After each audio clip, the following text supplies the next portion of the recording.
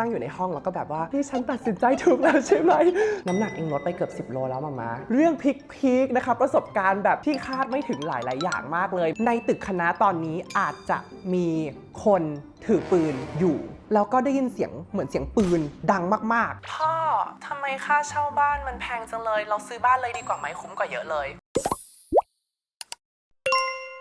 สวัสดีครับเพื่อนๆทุกคนกลับไปอีกครั้งกับพลิกหลังคลาสนะครับวิดีโอที่จะพาเพื่อนๆทุกคนเนี่ยไปเรียนรู้สิ่งใหม่ๆนอกห้องเรียนส่วนผสมสกินแคร์กันบ้างนะครับวันนี้เนี่ยอิงอยากจะมาพูดถึงประสบการณ์ของอิงที่อเมริกานะครับตลอด4 ปีที่ผ่านมาเนาะเพื่อนๆหลายๆคนก็อาจจะทราบกันแล้วนะครับว่าอิงก็ไปเรียนมหาลัยที่นิวยอร์กแล้วก็ LA มานะครับซึ่งตลอด4 ปีที่ผ่านมาเนี่ยได้ผ่านเรื่องพีคนะครับประสบการณ์แบบที่คาดไม่ถึงหลายๆอย่างมากเลยไม่ว่าจะเป็นพยายามปรับตัวเข้ากับ culture หรือวัฒนธรรมต่างๆนะครับการเจอพวกเรื่อง culture shock ต่างๆก็มากมายเลยเช่นกันนะครับวันนี้เนี่ยก็เลยอยากที่จะมาแชร์แบบว่าเป็นอารมณ์ฟีลนั่งเมาส์มอยกันละกันนะครับแล้วก็หวังว่าจะเป็นประโยชน์ละกันสำหรับเพื่อนๆหลายๆคนที่อาจจะอยากไปเรียนต่ออเมริกาหรือว่าอาจจะไปเที่ยวหรือว่าอาจจะไปอยู่อเมริกาต่อก็ได้นะครับ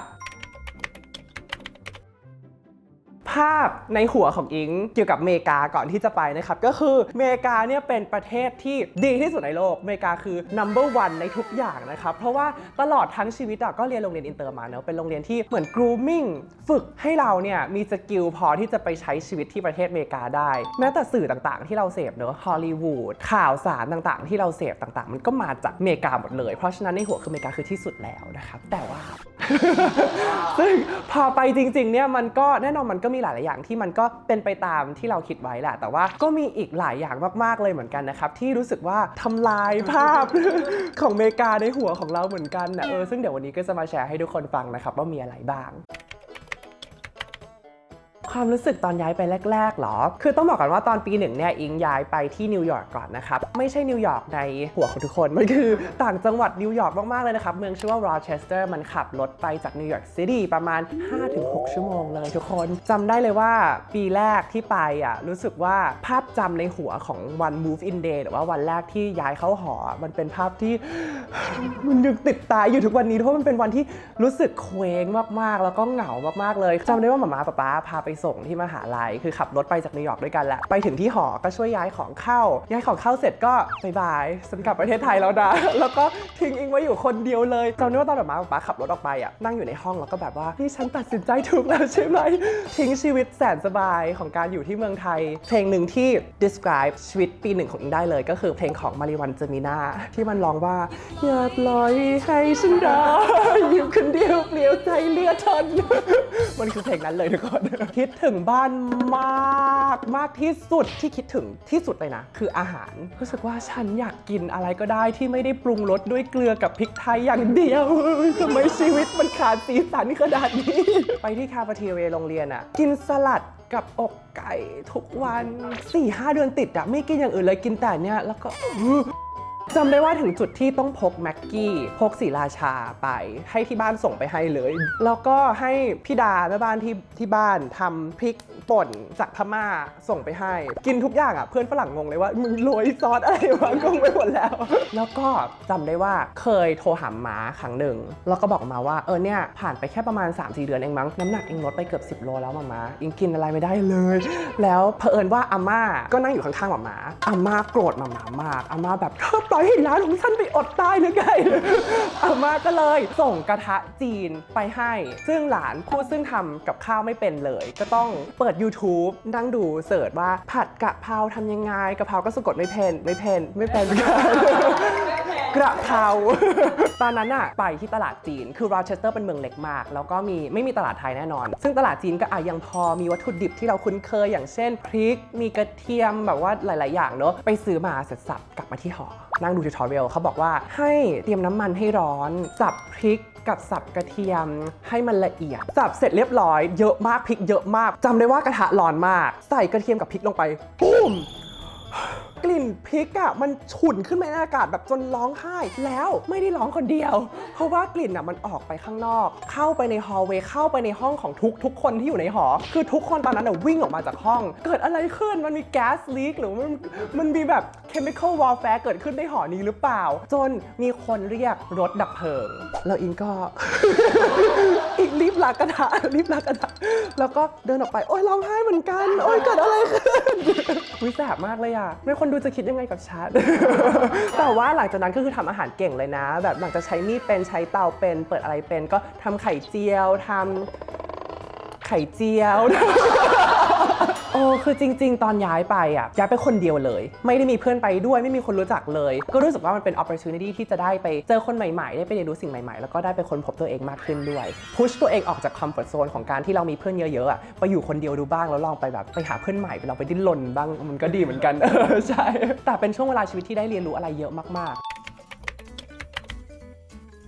ตอนไปอเมริกาเนี่ยเจอเขาจะช็อกหลายอย่างมากๆนะครับบางอย่างก็ดีแต่ว่าบางอย่างก็ไม่ค่อยดีเท่าไหร่เรามาเริ่มจากอันที่ดีก่อนละกันเนาะอย่างแรกเลยนะที่อิงชอบมากๆแล้วก็ค่อนข้างช็อกมากๆเลยตอนย้ายไปอเมริกาแรกๆนะครับก็คือทุกคนชมกันและกันตลอดเวลาเลยไม่ว่าจะเป็น stranger คนแปลกหน้าต่างๆเนี่ยเดินผ่านกันเขาก็ oh I love your outfit today แบบชอบทรงผมชอบอะไรของยูจังเลยอะไรเงี้ยพออยู่ไปอยู่มารู้สึกว่าเฮ้ยมันน่ารักมากแล้วถึงมันจะเฟกก็แล้วไงอย่างน้อยเขาชมเรามันก็ดีกว่าการแบบว่าเดินผ่านกันแล้วก็ติกันและกันอะไรเงี้ยอีกอย่างหนึ่งที่ช็อกมากๆอันนี้เพื่อนๆหลายๆคนน่าจะพอทราบแล้วว่าเวลาที่เราไปกินข้าวร้านอาหารที่อเมริกาเนี่ยเราจะต้องมีการทิปเนอะที่ไทยมันจะรวมอยู่ในเซอร์วิสชาร์ตต่างๆไปเลยแต่ที่อเมริกาเนี่ยมันเป็นอะไรที่ optional นะเราสามารถทิปได้ตามจำนวนที่เราคิดว่าเหมาะสมสำหรับเซอร์วิสที่เราได้รับนะครับส่วนใหญ่เนี่ยก็จะเป็นประมาณ 15% คือต่ำสุดแล้วขึ้นไป 20-25 อาจจะ 30 หรือ 30 กว่าเลยก็มีนะครับถ้าเกิดแบบว่าอยู่พอใจกับเซอร์วิสมากๆเลยซึ่งอันเนี้ยมันก็มีทั้งข้อดีและข้อเสียส่วนตัวนะอิงคิดว่ามันเป็นเรื่องดีเพราะว่าร้านอาหารให้ฟรีดอมให้เราเลือกเองว่าเราอยากจะให้เขาเท่าไหร่ว่าเราพึงพอใจมากน้อยแค่ไหนแต่ว่ามันก็จะมีข้อเสียเหมือนกันเพราะว่าผู้ประกอบการหรือว่าเจ้าของร้านอาหารเนี่ยเขากำลังผลักภาระให้กับเด็กเสิร์ฟอยู่คือเขาให้เงินเดือนเด็กเสิร์ฟน้อยเพราะว่าเขาคิดว่าเด็กเสิร์ฟเนี่ยไปดิ้นรนหาทิปเอาได้เองอันนี้ก็จะเป็นอีกมุมหนึ่งที่มันก็น่าคิดเหมือนกันนะอีก culture shock หนึ่งที่ดีมากๆตอนไปอเมริกาคือมารยาทในการขับรถของทุกคนนะครับความที่อิงก็เรียนขับรถที่ไทยก่อนไปอเมริกาอยู่แล้วเนอะอิงจะมีความ survival สุดๆจะต้องจี้จะต้องหักจะต้องทุกอย่างเพราะว่าถ้าเกิดยูไม่ขับรถแบบนั้นในกรุงเทพยูไม่สามารถขับรถได้ยูต้องอยู่ในโหมด survival ตลอดเวลาตอนไปอเมริกาโดยเฉพาะตอนอยู่โรเชสเตอร์เป็นเมืองต่างจังหวัดมากๆเลยทุกคนขับรถแบบน่ารักสุดๆเหมือนอยู่ในจิตใต้สำนึกของทุกคนว่าฉันจะต้องมาขับรถแบบมีมารยาทแชร์ถนนกับทุกๆคนอะไรเงี้ยมันน่ารักมากทุกคนอิงไปใหม่ๆช่วงแรกๆใช่ปะอิงขับรถแบบคนไทยมากเลยเรานึกกลับไปก็รู้สึกผิดมากเลยเพราะว่าฉันไปปาดหน้าคนอื่นฉันแบบว่าเขาเปิดไฟเลี้ยวฉันไม่ให้เขาไปอะไรอย่างเงี้ยซึ่งโดนสาดแต่ใส่แน่นอนพอกลับมาไทยนะขับแบบนั้นไม่ได้เพราะว่าไม่ได้ออกจากบ้านไม่ได้ออกจากหน้าปากซอยไม่ได้ไปไหนเลยใช่อย่างหนึ่งที่อิงต้องปรับเหมือนกันนะครับตอนที่ไปเนี่ยก็คือเมื่อก่อนเนี่ยอิงเป็นคนที่ไม่เปิดประตูให้ใครเลยเพราะอยู่ที่ไทยเราก็ไม่ได้เปิดประตูให้กันละกันมันไม่ใช่เรื่องที่คนปกติเขาทำกันใช่ไหมตอนไปอเมริกาแรกๆอิงก็ไม่ได้เปิดประตูให้ใครเลยจนโดนด่าบ่อยมากจนมา realize ว่าเฮ้ยมารยาทที่ดีในสังคมอเมริกาก็คือการเปิดประตูให้กันสมมติว่าอิงเดินเข้าห้องน้ำต่างๆอิงต้อง hold the door สำหรับคนข้างหลังนะครับเป็นอะไรที่ดีมากๆเลยรู้สึกว่าเวลากลับมาไทยเนี่ยใครไม่เปิดประตูให้จะแบบหงุดหงิดละทำไมยูไม่เปิดประตูให้ไอ้วะอะไรอย่างเงี้ยมันเป็น simple act of kindness นะครับคือทุกคนอาจจะดูเป็นเรื่องเล็กๆนะแต่ว่ามันทำให้วันของเราดีขึ้นแล้วเราก็แค่ส่งต่อความรู้สึกดีนั้นให้กับคนต่อไปที่มาหลังเราเป็นอะไรที่เรียบง่ายแล้วก็เป็นอะไรที่ทำให้ทุกคนแฮปปี้มากขึ้นculture shock ที่ไม่ดีมีอะไรบ้างใช่ไหมอย่างแรกเลยนะทุกคนอันนี้ทุกคนน่าจะพอทราบกันอยู่แล้วว่าอเมริกาไม่มีสายฉีดก้นทางออกนะมีอยู่2ทางตอนนั้นอย่างแรกเลยคือร้านซื้อเครื่องใช้ในบ้านมันจะมีเครื่องอันนึงที่ไว้ฉีดสารปุ๋ยหรือสารอะไรสารรดน้ำต้นไม้อะไรสักอย่างแต่คืออยู่ในเซกชันของการทำสวน แล้วคนไทยทุกคนที่ไปที่นั่นจะรู้เลยว่าสิ่งแรกที่ต้องทำตอนย้ายเข้าหอคือไปซื้อฟูกไปซื้อผ้าห่มไปซื้อต่างๆนั้นแล้วก็ไปซื้อสิ่งนี้เพราะว่ามันจะช่วยชีวิตมากเวลาที่เราเติมน้ำเข้าไปวางไว้ข้างๆโถส้วมเราก็จะมีสายฉีดก้นแบบว่า portable นะครับ อีกอย่างหนึ่งก็คือทิชชู่ที่อเมริกามันนุ่มมากทุกคนเพราะฉะนั้นอย่างน้อยเขาไม่มีสายฉีดก้นแต่อย่างน้อยทิชชู่เขานุ่มถนอมตูดสุดๆไปเลยก็เป็น redeeming factor อย่างหนึ่งให้กับเขาละกันอีกอย่างหนึ่งที่หลายๆคนไม่พูดถึงแต่ช็อกมากๆในทางที่ไม่ดีก็คือ bathroom stall นะครับหรือว่าฉากกั้นห้องน้ำคือที่อเมริกานะห้องน้ำ public restroom ฉากกั้นห้องน้ำมันอย่าเรียกว่าฉากได้ไหมก็ไม่รู้เพราะว่าช่องว่างระหว่างประตูมันหนาขนาดนี้ทุกคนสามารถ สบตากับคนข้างนอกได้เลยแล้วคนข้างนอกก็เธอทำอะไรอยู่หรอฉันนั่งอยู่ แล้วก็พื้นของสตอร์มันลงไปไม่ถึงสุดนะมันจะลงไปถึงแค่เนี้ยซึ่งแบบเห็นหมดเลยว่าฉันใส่อะไรมากางเกงอะไรมาแล้วก็เด็กจะชอบวิ่งเข้ามาเป็นอะไรเจอหลายครั้งมากแล้วไม่ใช่แค่อิงคนเดียวที่เจอเด็กมันเหมือนคิดว่าเป็นสนามเด็กเล่นสวนสนุกอะไรอย่างเงี้ยก็คือวิ่งเข้าไปทุกห้องแล้วเราก็นั่งทำธุระอยู่แล้วก็อีกแล้วเหรอโอเค อีกอย่างหนึ่งที่ช็อกมากๆเลยนะครับตอนที่ย้ายไปอเมริกาไม่เคยนึกเลยว่า healthcare หรือว่าระบบสาธารณสุขของอเมริการวมถึงระบบประกันของที่อเมริกามันเป็นระบบที่ซับซ้อนแล้วก็ในมุมมองของอิงอ่ะไม่มีประสิทธิภาพเลยแม้แต่น้อยคืออยู่อเมริกาทุกวันนะภาวนาอย่างเดียวเลยว่าขอให้สุขภาพแข็งแรงเพราะว่ามันลำบากมากๆในการรักษาอิงเคยเป็นไข้สูงมากแล้วก็เลยอยากจะเข้าไปเจอหมอต้องล็อกอินเข้าไปในพอร์ทัลของโรงพยาบาล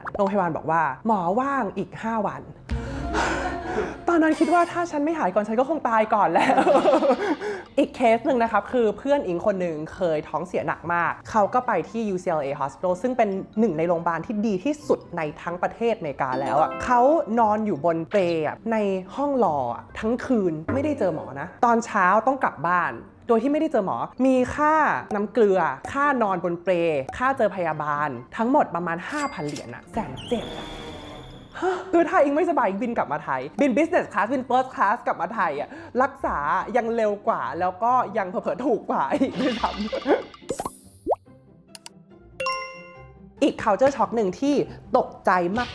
มากที่สุดเลยนะครับคือปัญหาของคนไร้บ้านหรือว่า homeless ตัวเลขล่าสุดนะครับคือปีที่แล้วที่ LA มีคนไร้บ้านประมาณ 70,000 คนซานฟรานมีอีก 20,000 คนแล้วก็นิวยอร์กมีประมาณ 60,000 คนนะครับนี่คือแค่เมืองใหญ่ๆของอเมริกาเท่านั้นนะอิงรู้สึกว่ามันเป็นปัญหาที่อิงไม่เคยมีอยู่ในหัวมาก่อนเลยว่าแม้แต่ประเทศที่พัฒนามากที่สุดประเทศที่ควรจะเป็นประเทศที่รวยมากๆเลยของโลกเนี่ยยังมีปัญหานี้และเป็นปัญหาที่ยิ่งใหญ่มากๆทุกคนโรงเรียน USC เนี่ยที่อิงเรียนที่ LA นะครับถัดจาก USC ไปไม่กี่บล็อกขับไปประมาณ3 นาที 5 นาทีอ่ะมีถนนที่ชื่อว่า Skid Row นะครับ Skid Row เป็นถนนตรงที่ยาวมากๆเลยอยู่ใจกลาง downtown LA เลยสุดสายตาเลยมองไปมีแต่คนไร้บ้านนอนอยู่ข้างถนนมีเต็นท์อ่ะเป็นร้อยเต็นท์เลยอ่ะคนอยู่เป็นพันคนอ่ะไม่มีห้องน้ำไม่มีที่อยู่ไม่มีบ้านอ่ะเสื้อผ้าทุกอย่างอยู่ในรถเข็นซุปเปอร์มาร์เก็ตที่อาจจะขโมยมาจากทาร์เก็ตขโมยมาจากซุปเปอร์แถวนั้นมันเป็นภาพที่หดหู่มากแล้วอิงจำจนถึงทุกวันนี้เลยเพราะว่าอิงอยู่ชมรมหนึ่งที่ต้องไปทำอาหารให้กับคนไร้บ้านพวกนี้บน Skid Row อ่ะทุกเย็นหรือว่า after school นะครับก็นั่งรถตำรวจไปด้วยกันทุกวันแล้วก็ไปทำอาหารให้เขากินแล้วก็ได้คุยกับหลายๆคนที่นั่นอ่ะหลายคนเลยนะมีการศึกษานะจบมหาลัยนะเคยเป็นส่วนหนึ่งของสังคมเลยอะแต่ว่าอาจจะเพราะตกงานหรือว่ารัฐบาลไม่มีการช่วยเหลือหรืออะไรก็ตามทำให้เขาต้องตกอยู่ในสภาวะนั้นอะเขาจะช็อกอย่างสุดท้ายนะครับที่อิงนึกไม่ถึงเลยก็คือปัญหาของ mass shooting หรือว่าการกราดยิงในอเมริกาซึ่งส่วนใหญ่หรือส่วนเยอะเลยเกิดขึ้นบนแคมปัสมหาลัยหรือว่าโรงเรียนด้วยมันเป็นอะไรที่เด็กนักเรียนทุกคนอะมีความระแวงอยู่เสมอเลยอะมันอยู่ในใจมันเป็นความที่แบบมันเป็นความกลัวเล็กที่อยู่ในใจตลอดเวลาเลยทุกวันที่อิงมาเรียนอิงจะคอยคิดถึงเรื่องนี้อยู่ตลอดสถิตินะทุกคนมันว้าวมากๆในปี 2022 มี mass shooting 647 ครั้งเฉลี่ยวันละ 1-2 เลยอะและในปีนี้นะครับนี่กลางเดือนมีนานะครับมี mass shooting มาแล้ว 100 ครั้งตั้งแต่ต้นปีที่ผ่านมาก็คือมากกว่าวันละครั้งอะเขาบอกว่าถ้าเกิดสถิติเนี้ยมันเป็นไปตามเทรนด์นี้นะปีนี้จะมี mass shooting มากกว่าปีที่แล้วซะอีกมีเรื่องเล่าประสบการณ์ส่วนตัวเลยวันหนึ่งอ่ะเองก็อยู่ที่ตึกคณะแหละแล้วก็ได้ยินเสียงเหมือนเสียงปืนดังมากๆแล้วก็อยู่ดีมี SMS เข้ามาในโทรศัพท์เด็กนักเรียนทุกคนเลยบอกว่าในตึกคณะตอนนี้อาจจะมีคนถือปืนอยู่ซึ่งตอนนั้นทุกคนแบบแพนิคมากแบบว่ามีการล็อกประตูห้องทุกคนแบบลงไปใต้โต๊ะจนอีกสักพักใหญ่ๆประมาณครึ่งชั่วโมงอะถึงคอนเฟิร์มว่าอ๋อเป็น false alarm ซึ่งตอนนั้นอะอิงนั่งคิดเลยว่าตึกอิงอะมี4ชั้นแล้วก็มีชั้นใต้ดินของตึกอะเป็นชั้นที่ไม่มีสัญญาณโทรศัพท์เลย1 2คือมันเป็นห้อง ELC ก็คือห้องที่ไว้อัดเสียงอะถ้าเกิดในวันนั้นอะมี mass shooting จริงๆมีคนที่ถือปืนอยู่ในแคมปัสจริงๆอะแล้วคนที่อยู่ชั้นล่างเขาจะทำยังไงอะแล้วปัญหาเนี้ยเป็นปัญหาที่ widespread มากๆเลยทุกเดือนจะต้องมีเพื่อนอิงคนหนึ่งที่อยู่มหาลัยแบบข้างๆหรือมหาลัยที่ไหนสักที่ในอเมริกาที่เจอปัญหาคล้ายๆแบบนี้เหมือนกันอาจจะเป็น false alarm หรืออาจจะมีการยิงกันจริงๆก็ได้มันเป็นปัญหาที่กลายเป็นปัญหาในชีวิตประจำวันไปแล้วซึ่งมันไม่ควรจะเป็นอย่างนั้นเลย ประสบการณ์อย่างหนึ่งนะครับที่อิงว่าคนอเมริกันตกใจมากๆเลยเกี่ยวกับคนเอเชียที่อเมริกานะโดยเฉพาะมหาลัยอิงที่ USC นะครับเป็นมหาลัยที่ขึ้นชื่อมากๆเลยว่าเด็กเอเชียนที่ไปเนี่ยคือเด็กที่ครอบครัวแบบมีสตังค์เยอะมากเพราะเป็นโรงเรียนที่ค่าเทอมแพงอันดับ1หรืออันดับ2ของอเมริกาเลยคนอเมริกันที่ไปส่วนใหญ่เนี่ยเขาก็จะเป็นคนทั่วไปก็คือกู้รัฐบาลมาเพื่อมาเรียนแต่ว่าเด็กเอเชียนที่ไปก็คือไปใช้ชีวิตไปใช้เงินเป็นอะไรที่อิงเองก็ตกใจมากๆเลยว่าเด็กบางคนนะไปถึงเป็นคนไทยนะพ่อทำไมค่าเช่าบ้านมันแพงจังเลยเราซื้อบ้านเลยดีกว่าไหมคุ้มกว่าเยอะเลยพ่อก็จะแบบว่าเอาได้สิครับลูกอยากได้เท่าไหร่100 ล้าน200 ล้าน300 ล้านมีการแบบสร้างบ้านมีคนนึงสร้างบ้านที่ Beverly Hills อีกคนนึงซื้อ Penthouse Ritz-Carlton เราเป็นเด็กนักเรียนนะอันนี้เป็นสิ่งที่ไม่ใช่แค่อิงตกใจแต่ว่าเด็กเมกันยิ่งตกใจเข้าไปใหญ่เลยว่า Crazy Rich Asians มีอยู่จริงทุกคนแล้วโดยเฉพาะเมื่อเด็กเมกันส่วนใหญ่นะเขาถ่อมตัวมากเลยนะถึงเขาจะมีเงินแต่เขาไม่ค่อยใช้แบรนด์กันซื้อรถก็ซื้อรถธรรมดาคือใช้ชีวิตแบบธรรมดามากๆนะครับในขณะที่คนเอเชียนส่วนใหญ่ไปถึงก็จะโอ้โหแบรนด์เนมหัวจะหลดเท้าคนเมกันจริงๆแล้วเขาแอบเมาเราด้วยนะทุกคนเขาจะเรียกพวกเราว่า FOB FOB นะครับคือ fresh off the boat ก็คือเพิ่งลงเรือมาเลยใช่ไหมแบบว่ายังไม่เข้ากับวัฒนธรรมของที่นี่ point หนึ่งที่อยากจะพูดถึงเนี่ยก็คือเด็กอเมริกันส่วนใหญ่ที่มาเรียนเนี่ยต้องกู้เรียนหมดเลยซึ่งค่าเล่าเรียนของเขามันก็แพงเหมือนกับที่เราจ่ายเลยนะ4 ปีที่อยู่ USC 10 กว่าล้านเลยนะซึ่งเด็กอเมริกันก็ต้องจ่ายเท่ากันแปลว่าเด็กส่วนใหญ่เนี่ยที่มาเรียนจบไปเนี่ยทั้งชีวิต10 ปี20 ปีหลังจากที่เรียนจบคือการใช้หนี้ค่าเล่าเรียนอย่างเดียวมันถึงเป็นปัญหามากเพราะว่าคนรุ่นใหม่คนรุ่นเราเนี่ยกลายเป็นว่าไม่สามารถผ่อนบ้านได้ไม่สามารถสร้างชีวิตสร้างครอบครัวได้เพราะว่ายังมีหนี้ของการศึกษาที่ต้องใช้ให้หมดอยู่เป็นปัญหามากๆที่สังคมอเมริกาตอนนี้วีรกรรมเหรอ พูดดีไว้นะแค่เรื่องผัดกะเพราก็แสบพอแล้วปี 3 อิงเช่าอพาร์ตเมนต์ที่ LA นะครับซึ่งห้องที่อิงเช่าเนี่ยมันอยู่ชั้นเดียวกับส่วนกลางก็จะมีสวนแบบสวยมากเลยครับมีต้นไม้มีอะไรดูร่มรื่นมากเสาร์อาทิตย์ก็จะมีกลุ่มมาเล่นโยคะตอนประมาณ 7 โมงเช้าซึ่งเสาร์อาทิตย์อิงกำลังนอนอยู่แล้วเขาก็พูดกันแบบเสียงดังมากเลยว่าแบบ breathe in breathe out อะไรของเขาอยู่ข้างนอกทุกวันเป็นเดือนจนวันหนึ่งอิงไม่ไหวละเปิดกระจกทุกบานในห้องไปที่ทีวีเปิดเทยเที่ยวไทยวอลลุ่มดังสุดแล้วเปิด EP ที่เขาไปล่องแก่งกันทุกคน